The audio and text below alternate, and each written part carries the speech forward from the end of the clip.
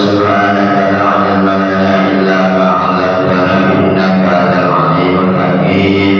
Hasbunallahu wa ni'mal wakil, ni'mal maula wa ni'man nasir. Wa la hawla wa la quwwata illa billahil aliyyil azim. Allahumma fa'alna bima 'allamtana wa 'allimna ma yanfa'una bi rahmatika ya arhamar rahimin.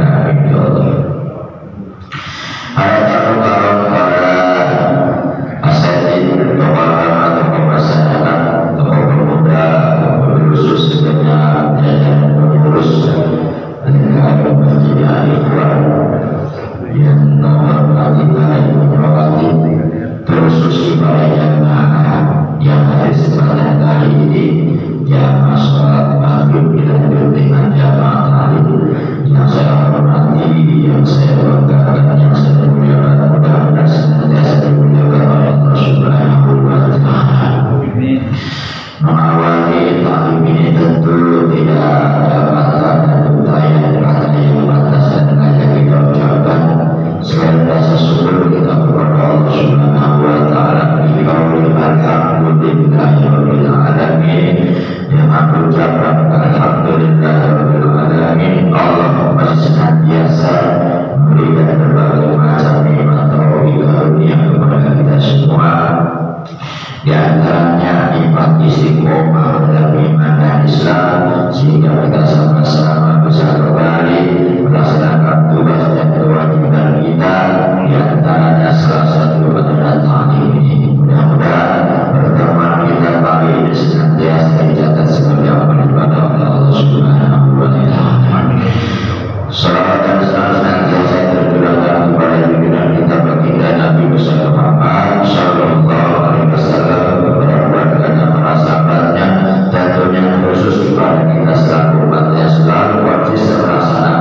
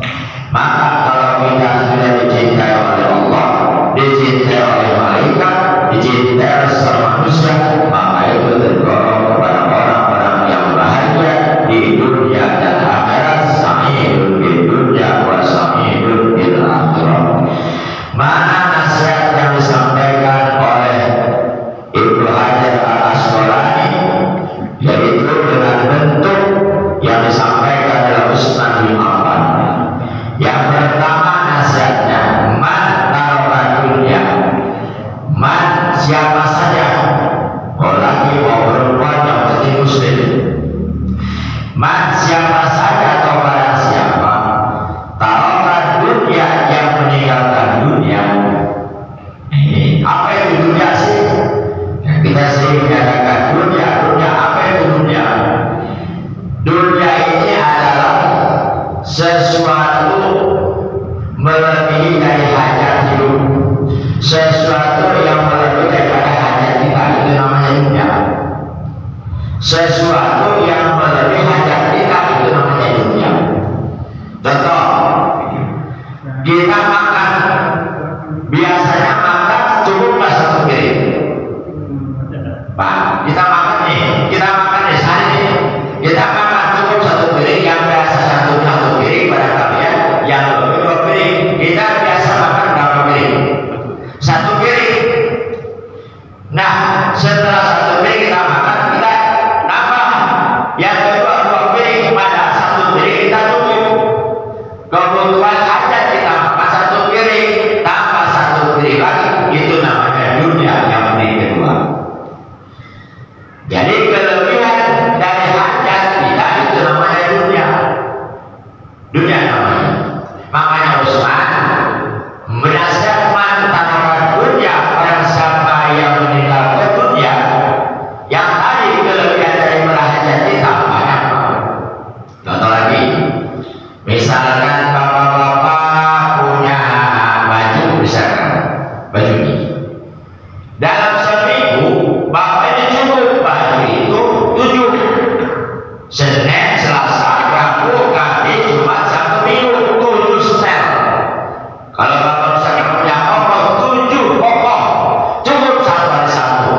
Tapi bapaknya lupa punya baju pokok 10. Nah, 10 nih. Nah, kelebihan itulah, itu namanya dunia. Bahkan dalam salah satu keterangan, dunia yang tadi, kalau kita tidak bisa menasabahkannya, tidak bisa lakukan dengan kebaikan, ini tertanggung pada berat. Yang tadi kita makan 1 piring bukan dunia. Yang tadi baju 7 setel kita makan bukan dunia. Dunia itu kelebihan daripada hajat. Bahkan dalam salah satu keterangan, andai kata dunia berapa, soalnya berapa, tanggung jawab dunia itu berapa, nantinya ada pertanggungjawaban di akhirat, nantinya akan dihisab. Kalau yang tadi kebutuhannya tidak ada hisaban karena hajat kita, justru yang akan dihisab nanti dan bahkan akan mencelakakan kita itu dunia, bukan yang tadi makan cukup. Nah, dunia ini akan, bahkan dalam keterangan, andai kata kita punya baju 10, kita pakai seminggu 7, sisanya 3, tiba-tiba kita ada yang minta, tiba-tiba kita tidak kasih, berarti kita tidak bisa menasabahkan harta itu. Nah, orang itu termasuk golongan orang yang masuk sadid, pelit banget. Pelit Pak, Bapak punya baju berapa? Banyak ya? Apalagi perempuan tinggal mati perempuan. Iya, tuh dunia itu Pak, yang berat pertanggungjawabannya, yang akan mencelakakan kita itu dunia. Ya, apa aja dunia itu? Bapak punya mobil 5, yang dipakai 4, yang 1 itu yang pertanggungjawaban kita. Karena yang kita pakai untuk usaha, untuk kebutuhan yang saat itu. Jadi dunia itu sesuatu kelebihan daripada hajat. Itu namanya dunia. Nah, kata Utsman, kalau kita bisa menasabahkan itu hartanya, kalau kita bisa meninggalkan itu kelebihan atau dunia, maka Allah Ta'ala akan mencintai kepada kita. Dan persoalan dunia ini akan mencelakakan kita. Dunia itu kalau kita tidak bisa menasabahkannya, tidak bisa digunakan dengan kebaikan, nanti akan ada hisaban pertanggungjawabannya. Misalkan ketika Bapak ditanya yang 3 baju tadi, Pak, itu kata mereka, itu baju dari mana? Belinya di mana? Ya, pakai uangnya uang apa? Terus diproses dunia, sampai diproses. Kalau memang dunia itu dibawa jalan kebaikan, ditasarufkan dengan jalan kebaikan, justru bagus, nggak jadi persoalan.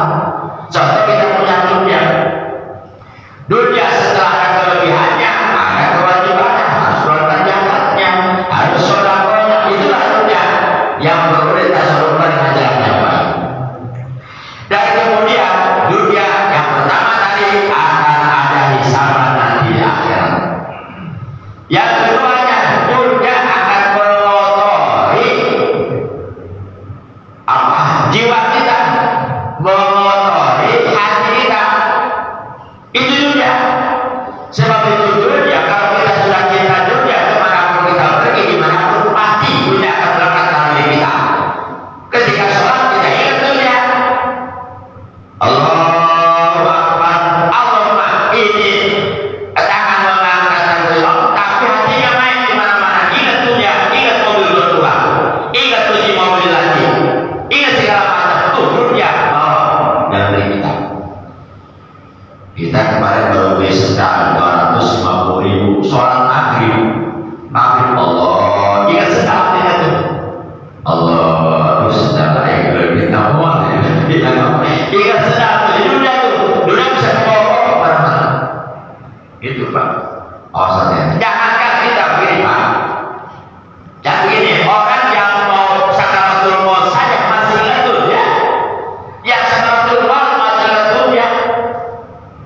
Ya mohon maaf saja ya, di pengalaman saya biasanya Pak, kalau orang yang sakaratul maut mau meninggal biasanya Ustaz panggil. Ini pernah terjadi. Ada seorang anak muda datang ke rumah, Ustaz, tolong kita tolong apa? Ini ibu saya sudah seminggu nih sakaratul maut, bapak saya sudah seminggu nih.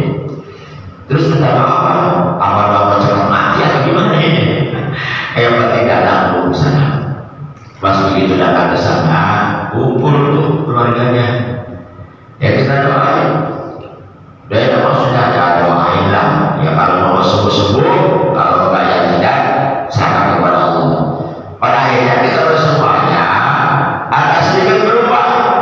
Ingat, nah ketika sakaratul maut masih ingat dunia. Apa pentingnya dia panggil? Nah, mana kakakmu? Kakakmu mana dipanggil? Enggak, sini deh. Ini kakak, itu yang satu potong bapaknya. Nah, mana itu surat yang kemarin dilaci? Kata saya, Pak, surat apa? Yaitu surat tanah tuh. Nah, pasti ingat surat tanah kalau mau. Kamu, terus bagaimana? Kasihkan sama adik kamu itu surat tanah. Sakaratul maut masih ingat dunia. Sepertinya sakaratul maut fokus. Warna akan datang malaikat sakaratul maut. Jangan ingat sama dunia. Nah ini dunia itu bahaya. Bahaya dunia kalau kita tidak bisa memegangnya, kalau kita tidak menjalankannya kemudian yang baik. Nah kalau kita sudah mampu meninggalkan dunia tadi, maka kita akan dicintai oleh Allah Subhanahu wa Ta'ala. Dan kalau orang yang sudah mampu meninggalkan itu dunia, baik secara utuh maupun sedikit-sedikit pelan-pelan, ini ada ciri-cirinya Pak. Ada ciri-cirinya. Apa ciri-cirinya orang yang sudah mampu meninggalkan dunia? Cirinya akan menemukan lezatnya ibadah, akan menemukan lezatnya sholat, lezatnya ibadah. Yang kemarin biasanya dengar adzan mau sholat berat, sholat sekarang enteng, berarti sudah mampu sedikit-sedikit meninggalkan dunia. Yang tadinya dengar kemarin dengar adzannya segar, berangkat ke masjid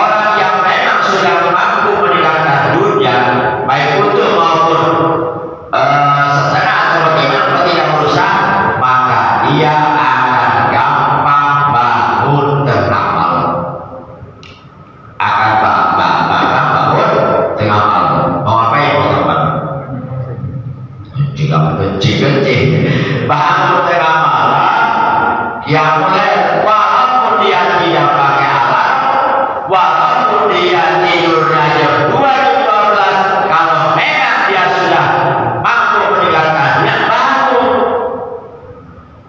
Tapi kalau ciri-cirinya, tapi kalau misalkan ciri-ciri orang yang belum mampu meninggalkan dunia, walaupun tidurnya jam 8, alarm HP ada 4 telinga, tuh HP 4. Waktu HP bunyi tidur jam 9, kalau memang ciri-ciri orang ini berarti tetap dia tidak bangun malam, berarti ciri-ciri orang yang belum mampu meninggalkan dunia. Oh, saya bangun, bangun, cuma mati alarm doang, tidur lagi. Jadi hebatnya orang yang bisa meninggalkan dunia itu ciri-cirinya ya. Jadi sekali lagi, orang yang mampu meninggalkan dunia, sesuatu yang melebihi hajatnya itu, kalau itu dunia ditinggalkan sedikit-sedikit, syukur-syukur bisa ditasarufkan lebih baik. Jadi kalau tidak serupa kita tinggalkan, maka Allah Ta'ala akan dicintai oleh Allah Subhanahu wa Ta'ala. Kalau Allah sudah cinta, maka bahagia saja, pasti bahagia dunia. Allah cinta kepada kita. Ya mudah-mudahan yang ada di sini semuanya tergolong kepada mutahibina billah, golongan orang-orang yang dicintai oleh Allah Subhanahu wa Ta'ala. Yang kedua, ya status ya. Yuk kita sedikit-sedikit dunia. Saya bilang bahwa semua banyak punyanya ya, mobilnya, rumahnya, kemudian apalagi duitnya ya. Baik, yang kedua waman tarokal dunuba, dan barang siapa yang meninggalkan dosa nih, barang siapa yang meninggalkan dosa, maka hafal malaikat, dia akan dicintai oleh malaikat. Pak, kita ini lebih gampang meninggalkan dosa apa lebih gampang kita meninggalkan kebaikan? Kira-kira apa? Lebih gampang kita meninggalkan dosa apa meninggalkan kebaikan? Lebih gampang nih? Lebih banyak kebaikan daripada dosa. Kita takwa nih, kita lebih melaksanakan takwa, lebih senang kita sendiri atau ramai. Kalau takwa nih, kita melaksanakan kebaikan lebih senang, lebih gampang dilaksanakan ramai-ramai atau sendiri? Coba, kalau kita kejelekan lebih gampang dilaksanakan sendiri atau ramai? Kejelekan nih, kalau kita melaksanakan maksiat lebih gampang senang ramai-ramai apa sendiri maksiat? Sendiri. Ya, kalau maksiat nih, kalau maksiat lebih gampang sendiri apa ramai-ramai? Lebih gampang sendiri. Orang yang paling gak mungkin ramai-ramai, pasti sendiri lakukannya maksiat. Orang yang zina, orang yang nyopet, orang yang begal segala macam, kan jelas gak mungkin ramai-ramai. Justru sebaliknya, kita melaksanakan kebaikan lebih senang kita ramai-ramai daripada sendiri. Betul gak? Coba bapak di rumah mau sholat sendiri, segan. Tapi ketika kita rame-rame, ramenya semangatnya luar biasa. Yang jauh-jauh lah, bentar lagi kita Ramadan nih. Ramadan kita baca Quran di rumah segan. Tapi ketika kumpul di sini, semangatnya luar biasa. Itu Pak. Jadi kita berusaha kita sedikit-sedikit tinggalkan masalah meninggalkan dunia, meninggalkan dosa. Sedikit-sedikit tinggalkan. Nah, kalau orang sudah sedikit-sedikit meninggalkan kemaksiatan, meninggalkan dosa yang ada dalam diri kita, bukan saja malaikat yang mencintai kita, hampir semua manusia pasti akan mencintai kita, akan disenangi orang-orang. Bukan malaikat saja, semua manusia akan senang kepada orang yang sudah mampu meninggalkan dosa. Kenapa? Sebab orang yang mampu meninggalkan dosa akan timbul auranya. Kalau orang biasa apa? Timbul apa? Interview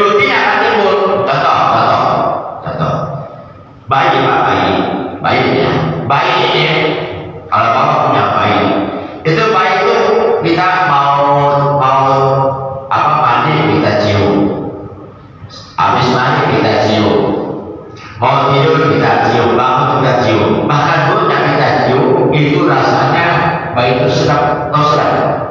Sedap Pak. Itu harga itu sedap. Bayi ini sedap banyak silahkan bayi. Saya tanya kenapa itu bayi ketika dicium mulutnya sedap? Kenapa Pak? Kenapa Pak?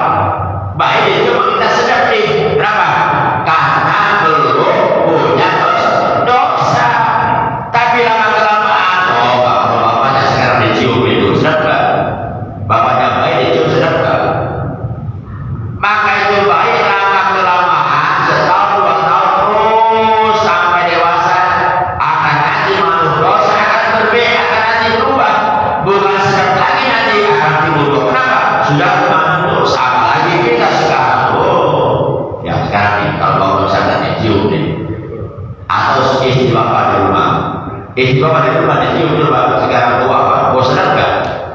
Bocor merah kali ya, bociko kali ya. Kenapa Pak? Ya kita masih punya dosa, mengandung dosa. Tapi orang yang tidak mengandung dosa Pak akan timbul tuh dicintai oleh dicintai mereka, dicintai sesama manusia. Contoh Pak, kita kalau ketemu dengan orang yang ahli ibadah, kiai ustaz, itu senang Pak kita lihatnya.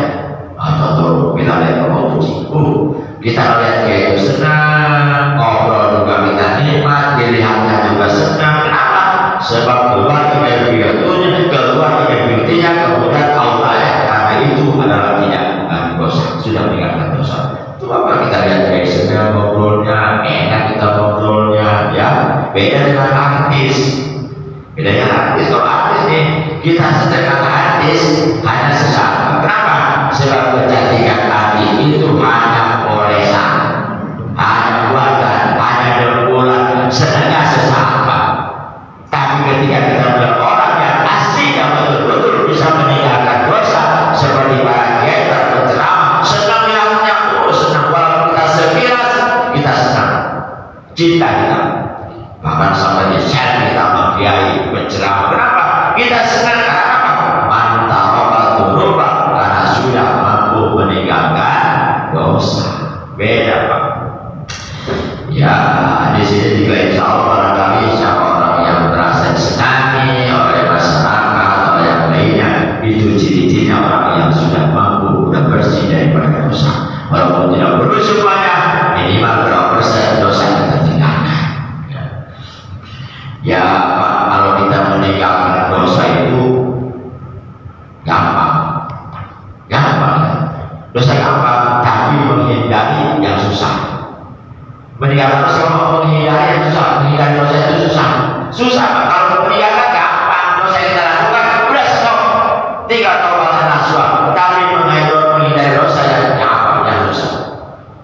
Bapak pagi-pagi jalan kaki olahraga, ketemu berbagai macam manusia.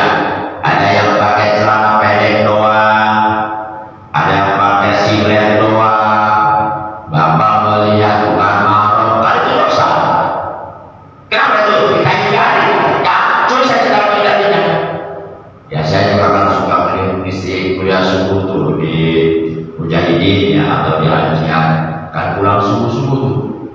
Rame-rame begitu lihat naik motor, naik mobil, kelihatannya mau dilihat, kelihatan nggak dilihat, wajib banget yang iya Pak, benar tuh Pak. Itu kan begitu kita lihat, ada perempuan yang mulus, nggak dilihat, kelihatan. Itulah sengaja hindari apa kita. Ini susah Pak, dimana apapun pasti itu akan kita lihat. Kalau kita tidak sengaja, tidak dosa. Yang disengaja itu ketika satu kali kita melihat, tiba-tiba penasaran, kita lihat yang kedua kalinya, tengok ke belakang, itu yang belajar dosa. Jadi yuk kita sama-sama berusaha untuk menghindari apa? Dosa yang ada dalam diri kita. Yang ketiga nasihat yang disampaikan oleh Utsman bin Affan, wa man hasama toma'a min anil muslimina ahabbul muslimuna. Barang siapa yang memutus yang sifat toma. Apa itu toma? Mengharapkan pemberian dari orang lain. Toma. Awas ini harus semua golongan sifat toma. Kalau kita mampu memutuskan toma dalam diri kita, maka kita akan dicintai Allah, dicintai oleh malaikat, bahkan dicintai oleh manusia, semua manusia. Mengharapkan semua pemberian dari orang lain, baik secara bahasa maupun secara kita datang. Contoh kita jadi contoh, kita lagi kumpul-kumpul nih, ada rokok, Pak Samsul enak juga nih, nah itu tobat tuh. Berarti apa? Pengen jasa dan apa? Itu Samsul enak juga ya, beli mana ya? Berarti kan itu sifat tobat. Atau misalkan ibu-ibu, itu bakso beli di mana tuh? Bangga saya sekali ya, itu tobat tuh. Awasannya itu tobat tuh. Berarti apa? Ada pengharapan pengen dikasih. Bagi ibu-ibu nih, kalau punya tubuh ibu orang pengajian baru dari kemarin, sebulan di bawah juga gurunya ada kemarin masih ada wah itu tobat tuh. Awal sifat tobat itu ada. Kenapa? Sebab sifat tobat itu dibenci oleh Allah Subhanahu wa Ta'ala. Mengharapkan pemberian dari orang lain. Zaman pilkada kemarin bapak silaturahmi kepada calon.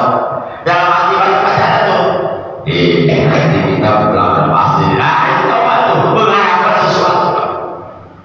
Jangan jauh-jauh. Mohon maaf. Ini sering terjadi pada diri saya. Jadi terus saya kenapa? Jujur aja bicara pasal tobat itu pasti ada. Kan biasa saya begini pengalaman saya. Kan biar di masjid-masjid yang lain juga ada namanya Jumat Tengah. Nah dikatakan Jumat Tengah.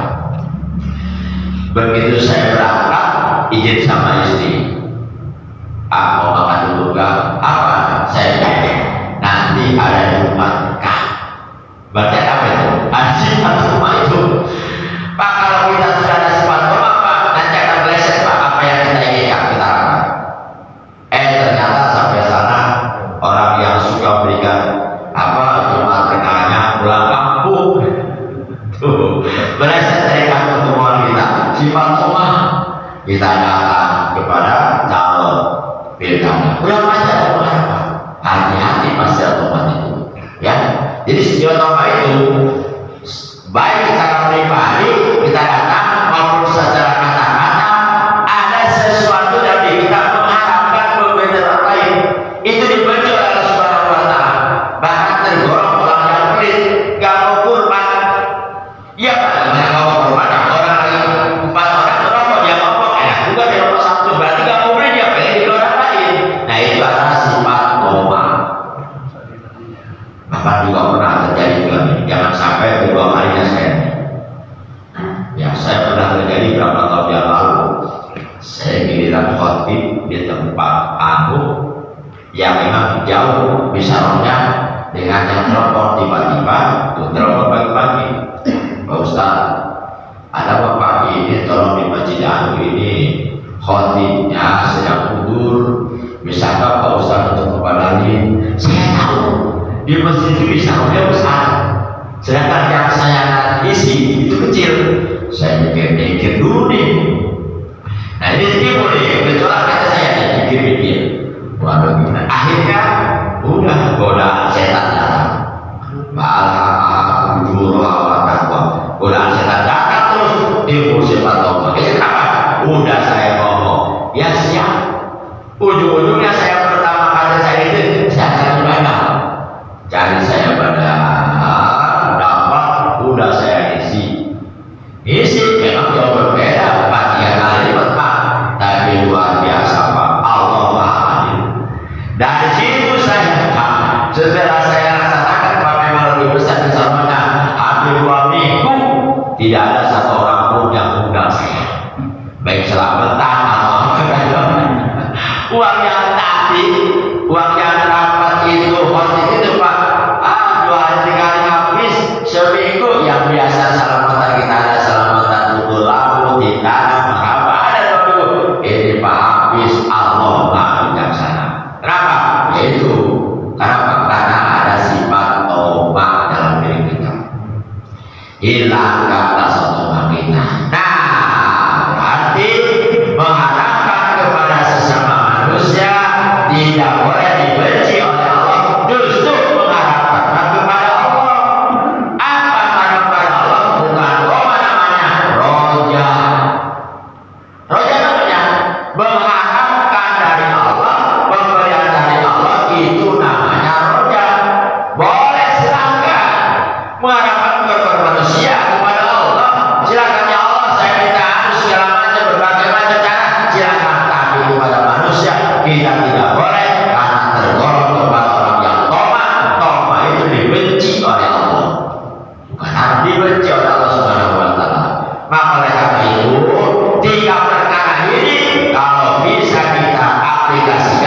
realisasikan sedikit demi sedikit, insya Allah yang pertama kita akan dicintai oleh Allah. Kalau kita sudah bisa meninggalkan dunia, yang kedua kita akan dicintai malaikat. Kalau kita bisa meninggalkan dosa, dan yang ketiga kita bisa memutuskan apa sifat toma sesama muslim. Selain kita nanti dibenci oleh sesamanya, maka jika kita tinggalkan sifat toma, kita putuskan, insya Allah kita dicintai oleh sesama manusia. Allah cinta, malaikat cinta, sesama manusia cinta. Insya Allah kita tergolong kepada orang yang bahagia dunia akhirat, sayyidul fi dunya wa sayyidul fil akhirat. Silakan mau bertanya. Ya, baik hadirin jemaah sekalian, demikian tadi yang kali ini ya, yaitu tentang berbagai hal tentang perjalanan atau keseharian kita dalam kehidupan. Ya. Baik, mungkin dari jemaah ada waktu kurang lebih 7 menit ya. Mungkin ada yang mau bertanya, silakan. Assalamualaikum warahmatullahi wabarakatuh. Saya punya Ustaz, cintailah duniamu seakan-akan kau akan hidup selamanya. Jadi apa yang salah dengan itu? Kalau kita punya harta itu kita bisa berbagi. Cintailah Duniamu seakan kamu hidup selamanya. oh iya. Nah. Cintailah dunia selama. Cintailah dunia seakan kamu hidup selama-lamanya. Cintailah akhirat seakan kamu mati besok. Dengan harta itu kan kita bisa berbagi. Jadi apa salahnya dengan mencintai dunia? Oh. Tapi kan kewajiban sudah kita jalankan. Ya ini nasihat juga. Jadi begini, sebelum saya bahas, Islam itu menganjurkan kita supaya kaya. Dianjurkan, kau kaya. Kenapa? Supaya kau bisa mengembangkan bisa kalian mengembangkan agama. Bahkan Imam Ghazali mengatakan, la yakmulu illa bidunya. Tidak akan sempurna itu agama tanpa dengan dunia. Ya, sedangkan dunia yang saya sampaikan tadi, kelebihan hajatnya, justru itulah dunia itu ada pertanggungjawabannya, ada zamannya. Bagaimana kita bisa menasarufkannya? Silakan kita jangan kaya, nggak mungkin ada majelis taklim bertingkat masjid ini kalau tidak kaya. Nah, kaitan dengan tadi artinya kita silakan cinta dunia, tapi asal kita bisa menasarufkannya, bisa menjalankannya. Tetap kalau bagaimanapun nanti ada prosesnya ya. Jadi kalau betul-betul kita mau cinta dunia, tapi di situ garis bawahi kita harus bisa menasarufkannya, harus bisa menjalankannya, harus bisa bertanggung jawab. Silakan cintai juga dunia, boleh kalau bisa kita bisa menasarufkannya, justru nanti akan ada pertanggung jawabannya. Jadi yang dimaksud itu silakan kita cinta dunia, jangan kita selamanya. Ya jelas yang harus kita bisa menasarufkan dengan jalan yang baik. Ya silakan. Coba lagi. Ya, cukup Pak. Ya, gitu ya. Ya, artinya kita boleh hidup dengan berkecukupan, berlebihan. Ya, artinya itu juga ada perhitungan dan ada hisabnya. Dan memang kita dianjurkan untuk hidup kaya atau bisa lebih ya, agar bisa kita mengelola zakat, bisa membantu sesama yang membutuhkan dan juga mereka lain. Ya, mungkin seperti itu Pak.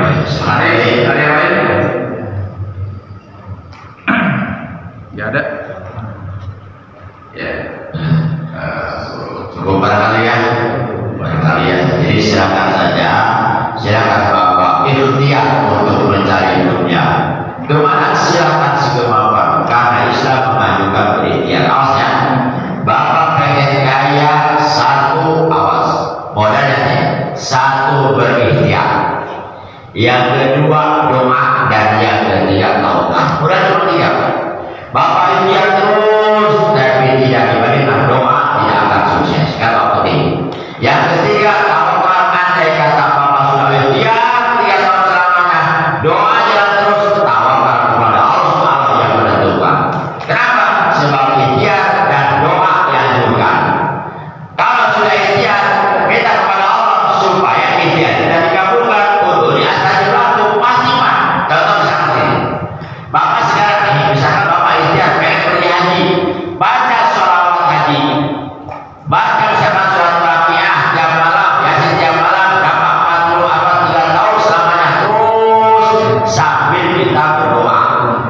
Nanti setelah itu 3 tahun 4 tahun udhuri astajibah pasti akan Allah kabulkan. Kalau orang ikhtiar terus kemudian dia tidak mau berdoa, itu termasuk orang yang sombong. Makanya berdoa ikhtiar.